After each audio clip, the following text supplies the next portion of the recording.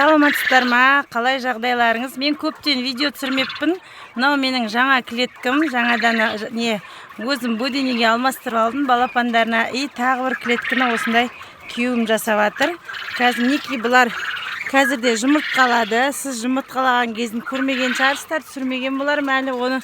Мынау жоғарыдағылар бүгін 25 күннен кеткен молодняктар. Техас. Ішінде бір феникс шырау деймін. Серебристый. В основном техастар, молодняк бұлар.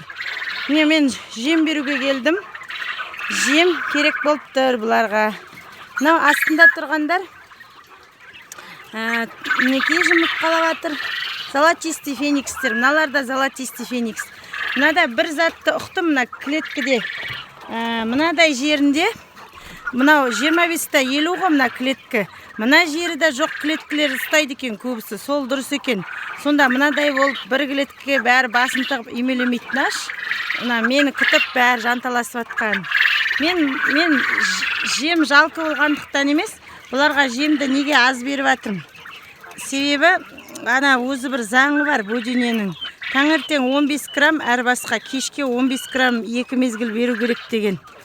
Сол бойынша не істеп едік қой, бірақ чөті мыналар қырып баратыр мені. Олай бермесе, бұлар көрген сайын мені қораға кірген сайын кетіп не істейді ғой, реагировать етеді.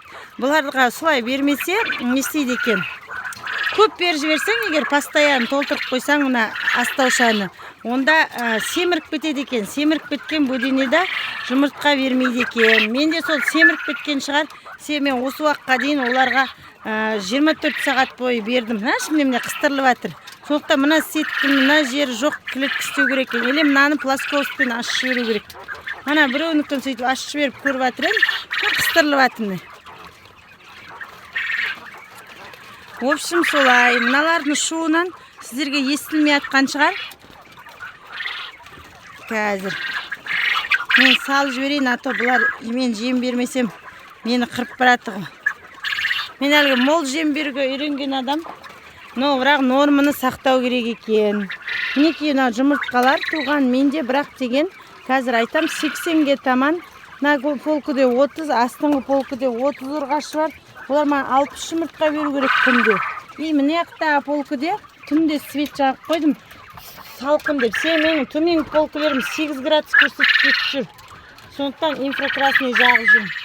Бұда да бір 18-і бар. Еркек қосып қойдым бұған техастарына. Феникске еркек қосқан жоқпын. Мына полкілер олар тек таза ұрғашылар тұр. Мынаған атештерінен қостым. Феникста бар арасында. Инкубационный жұмыртқа әлі алған жоқпын, жаңа басталды ғой деп. Просто пока дайындап жатырмын. Бұларға 2 ярустық тағы клетка дайындалып жатыр. Сол инкубационный жұмыртқа ұстайтындарға арналған. Мына полка тоже маған келмейді. Мен сіздерге плюсында, минусында айтам дедім ғой бөдене бизнесінің. Мынадай клетка салған ғой астына, мына брудер ғой негізі. Сол брудерға балапан аяғы түспесін деп. Сол клеткеден боқ түспей қалады екен, боқ тұрып қалып тұр. Постоянно тазалаймыз. Сол бізге қиындық туғызып тұр. Мінекей. Бұлар техастар. Менің техастарым өте жақсы. Өзіме ұнап, сондықтан еркектерін соймай, алмастыруға, қан алмастыруға алып қалып тұрмын. Міне қараңыздар, менің техастарым деген гигант тұрады. Машаллах, бұлар деген үлкен, ірі. Россиядан келген тұқым, ірі көрініп тұр, үлкен, салмақты. Феникстерім де сондай. Феникстер, золотистый, феникс, серебристый. Арасына манжур бар, сол екеуі бірге оғасын шатасып кетем, бірақ салмағынан білем. Мысалы, кішкентайлар манжур біліп тұрмын. Феникстер кәдімгідей осы техас сияқты қолымен осы ұстағанда ауыр. Бір өлшегіш сатып алу керек еді, соған базарға жете алмай жүрмін. Осылардың салмағын өлшейтін. Өткенде сойып бір 10 шақты еркегін духовкаға салып жеп көрдік. Бұлай қуырмашқада еті деген өте дәмді болады екен. Мыналар 25 күннен асқан молодняктар. Бұған ыссы свет қоспаймын онсызда. Жоғары жақ менде қатты ыссы. Бұлар да толып тұр, көбейіп. Бұларды да еркектер сойып, шулап атқан еркектерді. Соң орнына мыналар жіберу керек. Мыналар уже бір ай болғанда бұлар клеткеге шығу керек қой. Тіреліп тұр. Мына жердің несі мынадай болғандықтан тесік несі. Ойдай тісімілі. Боқ тұрып қалып тұр, тазалау керек. Бандық аяққа түсіп кетті, аяғым астына түсіп кетті деймін. Таба алмай қалдым. сол сіздерге сол клетканың жағдайын көрсетіп жатырмын. Міне ұстадым. Мінекей. Мына жағында непильный поилкасымен келдім. Міне жақсы. Өзім еңбегіме бөденеге алмастырып алдым. Мына непильный поилка жақсы екен. Тек оның мынадай жанын кардонмен жауып қойдым. Жабылу керек екен. Себебі мына ыдысына боқ түсіп кетеді екен. Ане өздері ішіп жатыр. Жоғарыдағылар да ішеді. Бұл 5 ярустық. Міне төменге боқ түсіп кеткен odam. Суы қоңыр ғой. Мыналарына әлі непильный поилка салынған жоқ. Соны енді салу керекпіз. Астыда, оның астында әтеште тұр мен таза. Бұларға жем салғышы да, су құйғышы да непильный дайын болмай жатыр. Төмен жақ салқын болып дайындамай едік қой. Қазір мынаны жаңағы түсіп кеткенді, уже әтеш екенін көрініп тұр ау деймін. Ай, тақа болғыр. Өзің мобилограф, өзің биде бөденеші бизнесмен болғасын. Мен деген байқасаңыздар, ютубта бүкіл видеомды монтажсыз түсірем, ешқандай боямасыз, таза, табиғи, қалай, как есть, солай түсірем, қалай бар. Ондай әдемілікке ұмтылмайын. Нағыз, таза, табиғи түрін көрсетем. Өтірік әдемілеп, ондай қолымнан келмейді менің.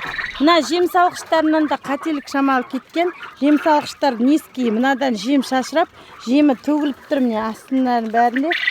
Қаяқты көрсетіп жатыр едім. Міне жемдері шашылған. Көрдіңіздер ма? Жемге расход болады, сондықтан мына жем салғыштың мына жері былай 4 еліме биіктеу болған дұрыс екен. Ар жақ аласа болсын, мынаусы биік болу керек. Сосын боқ салғышта мына жерде менде ДВП тұр. Көрсеттім ба? Міне. Мынадай тұр ма? ДВП ма? Не, бұл болмайды боқ салғышқа. Постоянно боқ салғыш болу үшін қаңылтырдан жасап, бүйтіп мынадай қылып биіктігін 4 жағынан көтеріп қоюларыңыз керек. Сонда боқ шашырамайды. Мына бізде уақытша ДВП-дан тұр мінекей. Бұл анау су төгілсе, бұлар қайқиып кетеді. Пока енді су төгіліп тұрған жоқ. Таза боқ түсіп тұр ғой. Сонда да постоянно болу үшін темір қаңылтырдан жасауларыңыз керек. Сол, мына жағыныкі да солай ДВП тұр. Камера көрсетіп жатыр сіздерге, мінекей ДВП тұр. Енді мына жерде бір орын босатып қойдым, міне соған мен күйеуім жасап жатыр. Пока 2 ярустық. Көбірек жасаған дұрыс енді сол. Бастап көрсін енді бірінші рет қой енді. Оны жасап беріп жатқанына рахмет. Бірінші башым бөдене ұстамайсың деп қарсы болған адамның бірі ғой. Оған несін жаңағы көңілін әлгі бөдененің етінен шашлик істеп, духовкаға істеп беріп таптық қой. Солай істесең жақсы, өте дәмді болған сондай бөдене басын көбейтуге рұқсат беріп жатыр ғой күйеуіміз. Ал, мына жақта да қаптап, міне, маза бермей әңгіме соғып тұрғандар, қораздар, айқай салып, қоян клеткасында тұрған баяғы. Бұлар да тоқпақтай қазір, бұл деген феникс қой. Көрсетейін. Мінекей. Негізі бөденеде, кешіріңіздер, еркегі кішкентай ұрғашысы үлкен болады ғой. Бірақ мен кеше ауыстырғанда көрдім, еркектері де ірі екен. Менде бройлер ме ғой. Кішкентай болса ол манжур, бұның жартысы манжур. Манжур мен феникс өзі түрлері бірдей порода. Ажырата алмайсыздар. Міне мынау феникс міне. Ауыр салмағынан көрініп тұр. Мінекей. Мынау 50 күндік феникстер. Осылар жаңағы мыналардың ұрғашылары ғой міне. Құмыртқалап жатыр ғой мыналар. Ал мынау молодняктар 25 күн өтіп жатыр, 25 күн уже скоро ай болады. Осы мына молодняк феникстері бұлар таза феникстер, серебристый, золотистый. Осыларды мында түсірем. Ол үшін мыналарды сою керек. Аткорымға қойып қойдық. Шамалы қол тимей жатыр, күйеудің сойып тастайды бұйырса. Сосын еще мыналардан еркектерінен басқа қанынан алмастырып алам. Мына астында да еркектер тұр ғой, әтештер. Осыларды басқа жақтың қанынан алмастырып алып, жасалып жатқан 2 полкіге инкубационный жұмыртқа алуға салам. Солай, тағы қандай сұрақтарыңыз бар? Мен жаңа нені көрсетіп жіберейін. Жасап жатқан клетканы мінекей. Міне, бастап жасап жатыр. Осылай қылып сымдары мінекей тұр. Мынау менің гаражымның бергі беті ғой мінекей. Мына жерін откос қылып, боқсырған айтын қылып, мына жерін жасап жатыр міне. Ал мынау боқса нести, бұл тұратыны, мына жер боқсалғыш тұратын. Сондай қылып жасап жатыр. Даладан келген қарымен тұрады. Мынау 2 ярус пока. Сол Жақсы, басқа сұрақтарыңыз болса қоясыздар. Міне мынау менің әлгі бөдене қорам. Мынау жаңа аста әлгі әтештері тұрғаны, астың полк салқын болғасын бос тұр. Сол мына бәрінің 100% жұмыртқалау үшін маған 20 градустық температураны ұстау керек болып тұр ғой. Ол үшін менде теплый пол болу керек. Әшейін жер ғой, әшейін жерден ызғарырады. Пенопласттың мынадайын тастасам, бастан ынтатылып қала береді, оның үстін полдау керек. Мен қазір суын берем, банкілері мені күтіп тұр, су әкеп қойдым. Жақсы, істеріңізге берекет берсін. Маған қояр сұрақтарыңыз болса, комментарийға жазарсыздар.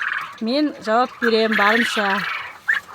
Бүгін менде инкубаторда 200 япон тұр, февральда шығады бұйырса.